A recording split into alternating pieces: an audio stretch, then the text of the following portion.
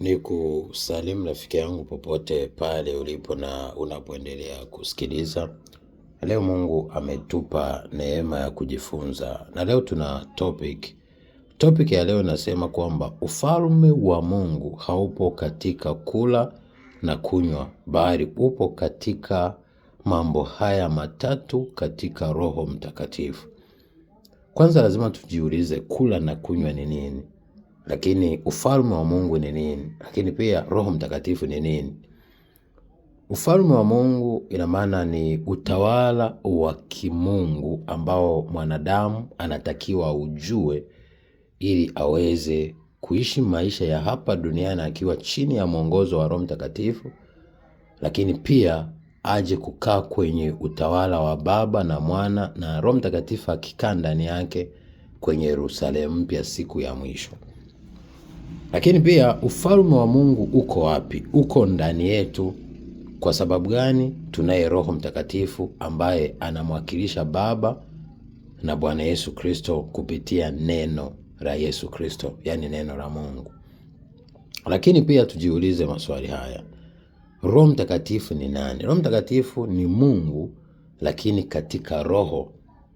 Ni Mungu anayeishi na mwanadamu ndani yake, hususan yule anayelipokea neno hili akaliamini akaliishi.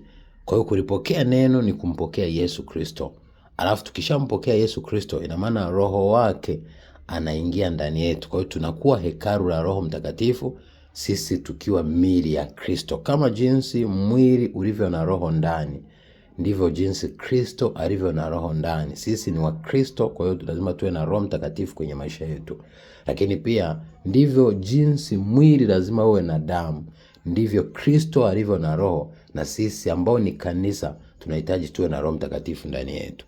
Kwa hiyo mwanadamu yeyote anayelisoma neno na haenendi katika neno, ina maana hawezi akaishi kulingana na Roho Mtakatifu, na hawezi akampendeza Roho Mtakatifu, na hato muona Roho Mtakatifu kwenye maisha yake. Kwa hiyo roho wa Kristo au damu ya Kristo inapatikana kwenye mwili wa Kristo au neno la Kristo. Kwa hiyo neno la Kristo ni sawa na mwili wa Kristo, ni sawa na jina la Kristo. Kwa hiyo ndani ya hilo neno, ndani ya hilo jina, ndani ya huo mwili tunapata uhai, tunapata roho. Roho ndio inayotia uzima, mwili haufai kitu. Ndio tunapata damu, maana damu ndio uhai. Mwanadamu akishapoteza damu, ina maana uhai hakuna. Kama kwenye kibinadamu, damu ndio imebeba oksijeni. Ina maana damu ile ikishamtoka mwanadamu, ndio maana mwanadamu anapoishiwa damu, uhai unaondoka. Ndio maana Yesu Kristo kama neno ulisipokuwa na roho, au ukisoma neno halafu hauongozwi na roho, ina maana wewe huwezi ukawa na uhai katika Kristo, au huwezi ukawa Mkristo hai. Kwa hiyo sasa furaha yako lazima iwe katika Roho Mtakatifu, amani yako lazima iwe katika Roho Mtakatifu, na haki yako. Kwa hiyo ufalme wa Mungu sio kula na kunywa, bali ni katika haki, yani kusimamia kweli, kutenda haki, kufanya mambo yanayompendeza Mungu, lakini pia kutafuta amani na watu wote, kutafuta amani. Amani ya Kristo ni amani ambayo haiangalii unapitia magumu yapi, as long as unamwamini yeye na unaongozwa na Roho Mtakatifu. Yesu Kristo alikuwa na amani yake mwenyewe au ya neno lake mwenyewe, kwa sababu aliongozwa na Roho wa Mungu akapelekwa nyikani kujaribiwa. Kwa hata majaribu upitie, kama umeongozwa na Roho wa Mungu, matokeo yake ni furaha, matokeo yake ni faida. Ndio maana Mathayo 4:1-11, Yesu mbali na kuongozwa kupelekwa nyikani kujaribiwa, baada ya kuyamaliza majaribu, tunaona malaika wanaanza kumtumikia na wanaanza kumhudumia. Kwa hiyo ukiwa unaenenda katika misingi ya kimungu, hata kama upitie magumu vipi, mwisho wa yale majaribu ni thawabu. Ndio maana tunaona Yesu baada ya kutoka kwenye majaribu alienda akipita akifanya mambo makubwa. Lakini tunaona wana wa Israeli walipomaliza majaribu ya jangwani, tunaona wanaenda Kanaani. Lakini tunaona safari ya hapa duniani tukishaimaliza, tukatenda mema, tukampokea Kristo, tukamwamini Roho Mtakatifu, tukaenda katika misingi ya Mungu, mwisho wa mwisho tutaenda kuishi kwenye Yerusalemu mpya, ambapo hakuna kinyonge kitakachoingia. Hakuna uchawi, hakuna uganga, hakuna ushirikina huko. ya maana hakuna majanga ya aina yoyote yatakayotokea kule.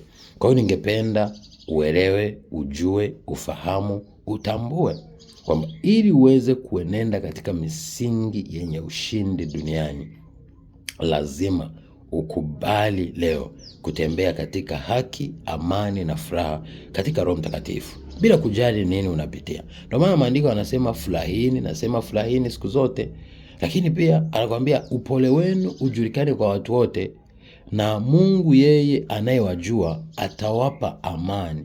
Lakini pia maandiko yanaendelea kusema kwamba kwa nini tusijisumbue katika kila neno, bali katika kila jambo uombe, usali na ushukuru. Haya yote mengine leo unaweza kuwa unapitia magumu, changamoto, vikwazo, vizuizi. Unaona ni kama hali mbaya inatokea kwenye maisha yako na wewe unamwamini Mungu. Kumbe ni Mungu mwenyewe ameruhusu hilo jambo ili apime imani yako. Maana ni kupitia kujaribiwa imani yetu tunapata thaburi.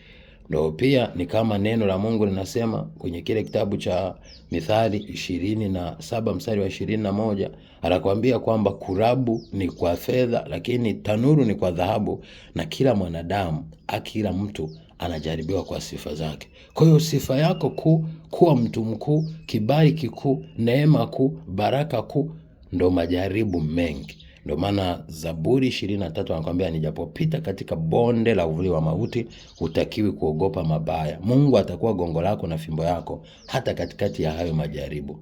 Ndipo sasa mbele yako ataandaa meza mbele ya watesi wako, atakupaka mafuta na kikombe chako kitafurika. Kwa hiyo ufalme wa Mungu sio kutimiza haja za mwili, tamaa ya mwili, tamaa ya macho, kiburi cha uzima, kama kitabu kile cha Yohana wa kwanza sura ya 2 mstari wa 15 mpaka 17. Kama Yesu alivyokataa kwenye kitabu cha Mathayo sura ya 4 mstari wa 1 mpaka 11, aliposhinda hayo majaribu ya tamaa ya mwili, tamaa ya macho na kiburi cha uzima, bali ni haki, tenda haki, tafuta amani na uishi kwa furaha. Katika nani? Roho Mtakatifu. Kumbuka duniani kuna haki ya kidunia, kuna amani ya kidunia na furaha ya kidunia. Hizo hazina chochote mbele ya Mungu. Hizo sana sana zipo kwenye vitu na zipo kwenye kutimiza tamaa ya mwili wako. Lakini hizi zipo katika kusaidia kujenga ufalme wa Mungu na kufanya mambo yanayompendeza Roho Mtakatifu. Nawapenda. God bless you. Be a shining star in Jesus' holy name. Shalom.